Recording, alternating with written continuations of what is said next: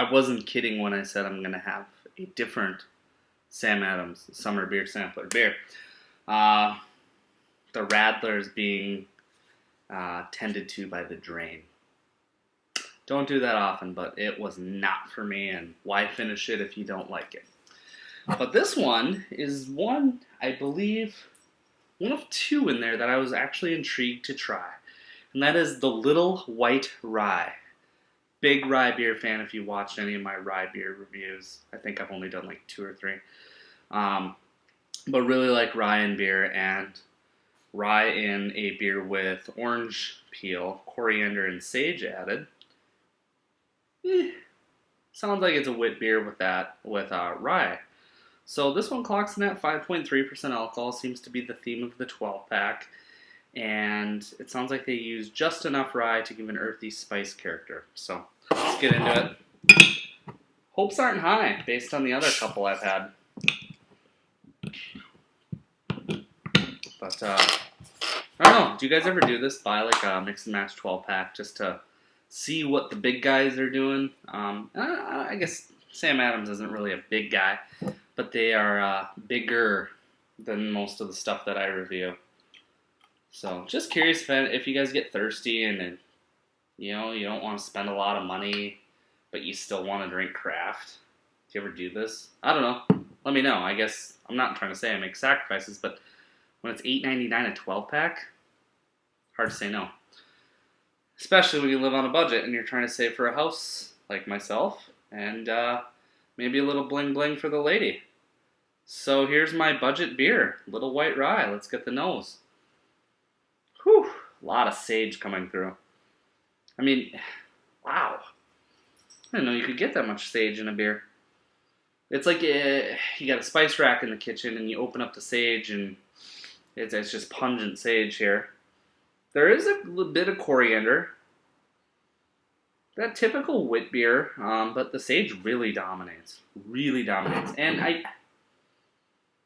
I do get a few hints of spiciness from the rye, but nothing really in the nose. I forgot to comment on the pour. I got so caught up in ranting like I usually do.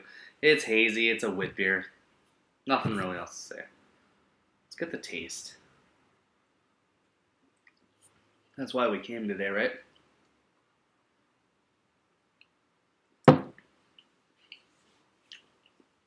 Yeah, just like the nose, immediately I'm getting just massive amounts of herbal sage character. Like, almost like I'm chewing on sage leaves. And I guess that's good.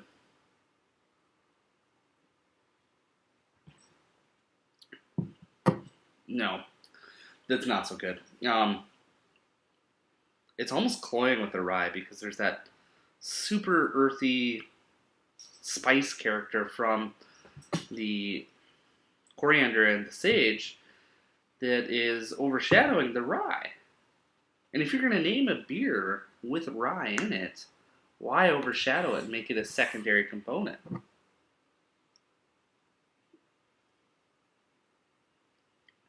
Definitely not the wisest decision I've ever made buying this 12-pack.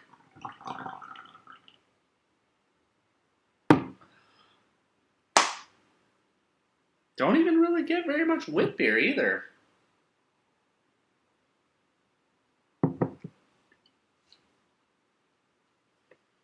Again, not a badly crafted beer.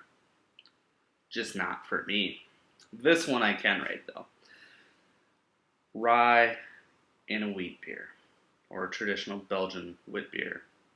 I don't even get very much Belgian spice for that matter. I just get sage, and more sage. So I'm going 75 out of 100. That is a C effort to me. That means it's not a failure.